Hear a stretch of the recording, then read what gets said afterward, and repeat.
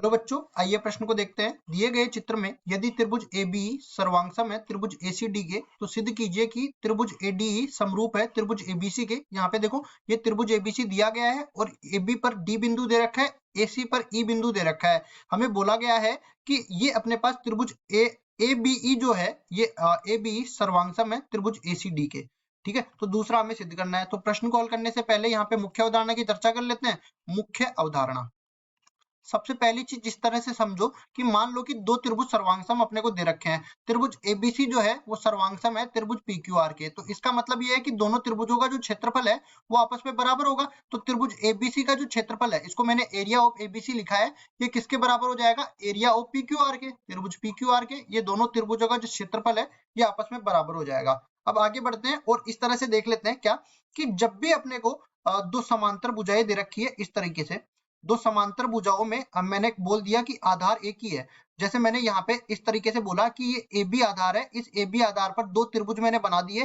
पहला त्रिभुज, इसको मैं सही कर देता हूँ। देखिए, एक आधार पर अपने को एक आधार और दो समांतर भुजाओं के बीच में त्रिभुज दे रखे हैं, तो इनका क्षेत्रफल आपस में बराबर होगा। इस तरीके से ये अपने पास जो है इस त्रिभुज के क्षेत्रफल के बराबर हो जाएगा। इसी तरह मैं देख सकता हूँ कि ये जो त्रिभुज है ये भी इसके क्षेत्रफल के बराबर हो जाएगा। इसको मैं नाम दे देता हूँ P, इसको नाम दे देता हूँ Q, इसको नाम दे देता हूँ R। और यहाँ पे L1 भुजा है, ये L2 भुजा है। मैंने मान लिया कि L1 भुजा जो है L2 भुजा के समांतर है। तो यहाँ से जो तीनों त्रिभुज है कौन कौन सा, यहाँ पे देखो, त्रिभुज ABP, त्रिभुज ABP इसका क्षेत्रफल बराबर हो जाएगा त्रिभुज ABQ, त्रिभुज ABQ इसका क्षेत्रफल, और इसी तरह ये बराबर बराबर हो जाएगा त्रिभुज ABR के क्षेत्रफल के, ABR के क्षेत्रफल के। मतलब कि समान आधार और दो समांतर भुजाओं के बीच में अगर मतलब दो से ज्यादा त्रिभुज दे रखे हैं तो उनके सबके जो है क्षेत्रफल आपस में बराबर होने वाले हैं।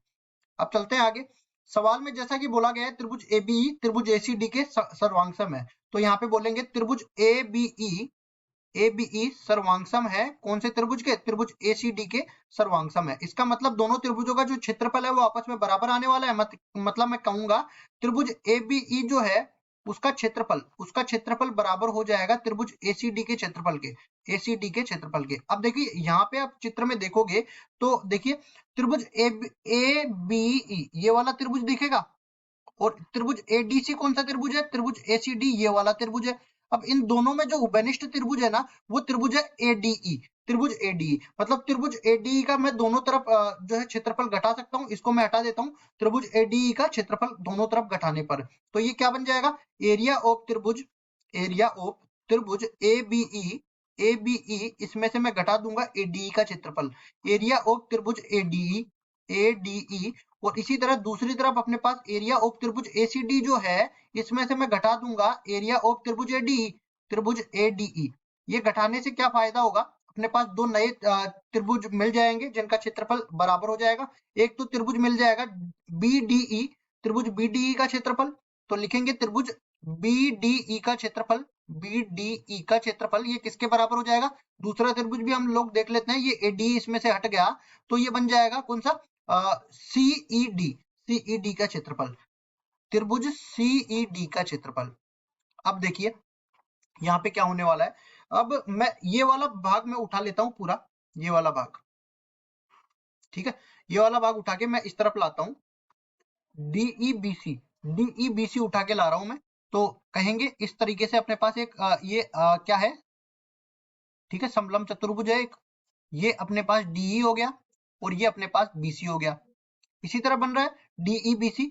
अब उसके बाद देखिए दो त्रिभुज इसमें बनने वाले हैं। कौन कौन से त्रिभुज? एक तो त्रिभुज बनने वाला है ये CEB, ठीक है, इसको मैं सही कर देता हूँ। एक तो BDE त्रिभुज बन रहा है और एक दूसरा जो है अपने पास CED त्रिभुज बन रहा है।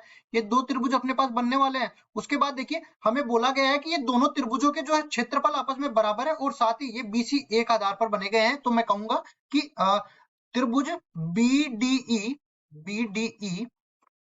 व त्रिभुज CED एक ही आधार यहाँ पे BDE और सॉरी DE आधार पर एक ही आधार D पर बने हैं तथा इनका क्षेत्रफल भी समान है, तथा इनका क्षेत्रफल भी समान है। अब देखो हमें ये देखना पड़ेगा कि ये दोनों कौन सी दो रेखाओं के बीच में बने हुए हैं, तो डी और बीसी के बीच में। तो जैसा कि हमने बताया था कि ये दोनों रेखाएं आपस में समांतर हो और साथ ही साथ ये एक ही आधार पर बने हो, तो इनके क्षेत्रफल आपस में समान होंगे। अब देखो मेरे पास क्या आ गया, एक ही आधार पर बने हो और क्षेत्रफल समान है, दोनों रेखाएं समांतर हो जाएगी। तो मैं कहूंगा कि इसलिए डी जो है वो समांतर हो जाएगी बीसी के, बीसी के समांतर हो गई, क्योंकि ये जो है दोनों रेखाओं के बीच में बने हुए त्रिभुज और साथ ही साथ इनके क्षेत्रफल आपस में बराबर है और एक ही आधार पर बने हुए हैं। अब ये दोनों समांतर हो गई, तो अब देखिए नया त्रिभुज उठा के लाते हैं। ये जो पूरा अपने पास बना हुआ है इस त्रिभुज को उठा के लाते हैं, ये इस तरीके से ये त्रिभुज है। इसको मैं ए नाम यहाँ पे दिया गया है, ये बी है, ये सी है, इसको डी दिया गया है, इसको ई दिया गया है।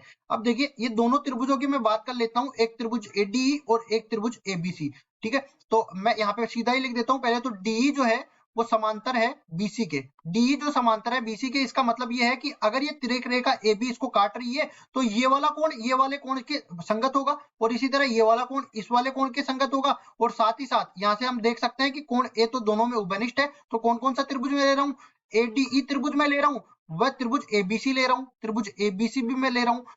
इन दोनों त्रिभुजों में मैं देखता हूं तो तीनों कोण आपस में बराबर हो रहे हैं। तो मैं कह सकता हूं कि कोण ADE जो है वो कोण ADE ये बराबर है कोण ABC के, ABC।